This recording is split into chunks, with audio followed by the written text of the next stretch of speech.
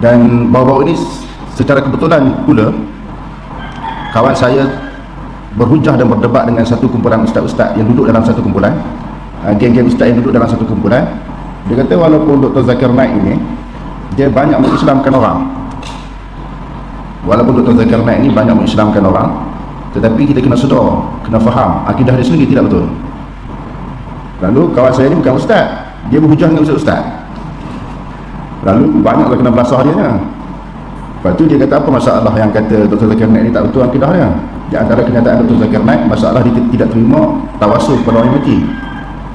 Yang benda yang paling hangatnya dia kata Allah Ta'ala ta'arash.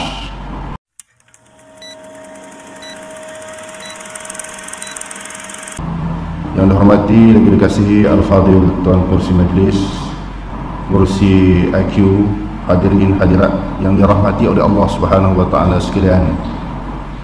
Pertama-tama marilah sama-sama kita melahirkan kesyukuran yang tidak terhingga kepada Allah Subhanahu wa Ta'ala, kerana pada pagi yang berbahagia ini telah dikurniakan kekuatan kepada kita semua dan diluangkan sedikit masa untuk sama-sama kita bermuzakarah, berbincang tentang tajuk yang telah disebutkan tadi. Sebab apa saya memilih tajuk ini walaupun dah banyak orang bercakap? Kerana secara kebetulan bila kedatangan Dr. Zakir Naik ke Malaysia ini dibantah oleh beberapa kumpulan, dan kenyataan Ketua Polis Negara menyebut bukan masalah bantahan itu daripada pihak DAP dan Hindraf, tetapi juga sebahagian satu kelompok daripada kalangan orang Islam.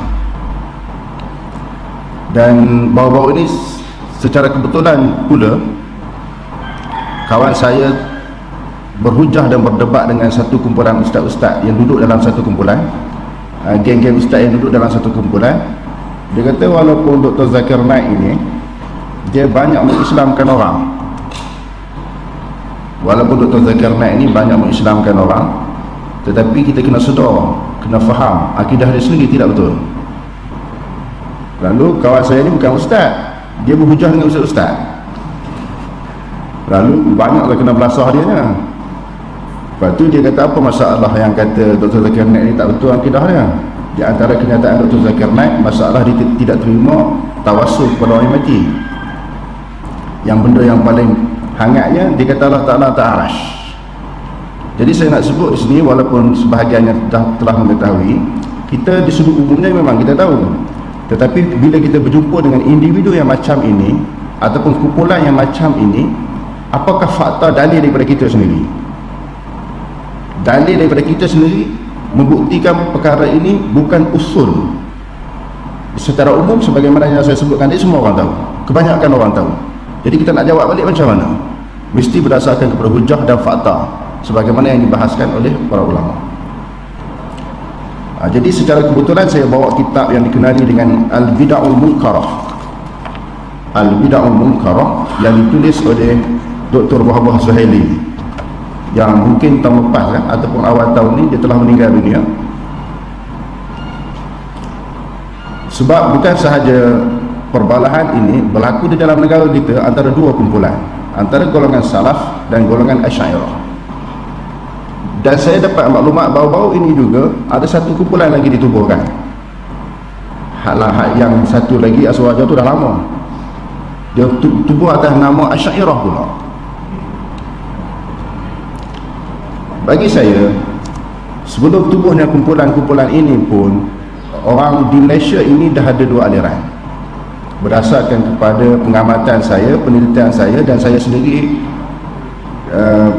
diasaskan ataupun bermula pengajian saya melalui sistem sekolah Arab dan pondok, iaitu melalui akidah khalaf Asy'ariyah. Saya nampak daripada dulu lagi krisis ini dah berlaku, tetapi tidaklah sebegitu berat, begitu ketara sehingga sanggup mengkafirkan salah satu daripada dua pihak. Yang sekali dah jadi melampau, bila tubuh kumpulan itu jadi melampau, nampak tak boleh nak tolak langsung. Sedangkan apa yang diperselisihkan itu dia bukan merupakan usul kepada akidah yang kita kena tolak langsung. Berpeganglah mana-mana kumpulan dalam apa-apa pegangan pun, bila melibatkan masalah furu' ini, kita setuju tak setuju itu bab lain, setuju tak setuju itu cerita lain. Kita boleh bincang masalah lain. Apakah dalil kita yang paling kuat? yang kita nak pegang, kita pegang dalil yang paling kuat. Tetapi kalau berbeza dengan kita, adakah sampai boleh kita menghukumkan kufur ataupun sesat? Yang itu perlu dibincangkan. Jadi dalam kitab ini muka surat 23, ta'wilu sifatillahi ta'ala, mentakwil sifat-sifat Allah Subhanahu wa ta'ala. Mungkin masalah furu' ni dia banyak, tapi mungkin sempat kita bincang satu ataupun dua perkara berdasarkan kepada dalil. Mazhabus salafi isbatu sifatil bari bima'anin taliqu bidzatihi ta'ala. Yang pertama, Dr. Wahab Az-Zuhaili kata mazhabus salaf adalah mengisbatkan sifat Allah Ta'ala dengan makna-makna yang layak bagi zatnya. Kalau tuan-tuan tengok dalam YouTube, ada satu individu, ini bukan salaf, ini salah. Kita harap-harap perbincangan ini pun dia selalu tengok juga YouTube daripada kalangan Ustaz Sunnah. Harap-harap dia pun tengok juga. Dia kata ini bukan salaf yang sekarang ni, yang salaf dulu. Sekarang ni tak ada kena-mengena salaf sekarang ni. Sekarang ni semuanya Wahabi. Cuba kita tengok apa yang disebut oleh Dr. Wahab Az-Zuhaili. Wa nu'minu bi asma'illahi wa sifatihi al-husna ala muradillah. Kita beriman nama-nama Allah Subhanahu wa ta'ala dan sifat-sifatnya yang baik, yang indah atas kehendak Allah. Ini pegangan salah. Kita beriman kan Allah Ta'ala walillahil asma'ul husna fad'uhu biha. Bagi Allah Ta'ala itu ada nama-nama yang indah-indah. Lalu dan juga sifat-sifat Allah Ta'ala yang indah, kita beriman dengannya. Jadi Allah Ta'ala perintahkan dalam Al-Quran fad'uhu biha, bila kita nak supaya insya-Allah doa kita diperkenankan dan dimakbulkan oleh Allah Ta'ala, dan doa kita sertakan nama-nama Allah Ta'ala al-asma'ul husna, mufawwidina kaifiyatiha ila Allah Ta'ala. Serahlah kepada Allah Subhanahu wa Ta'ala bagaimana kaifiat.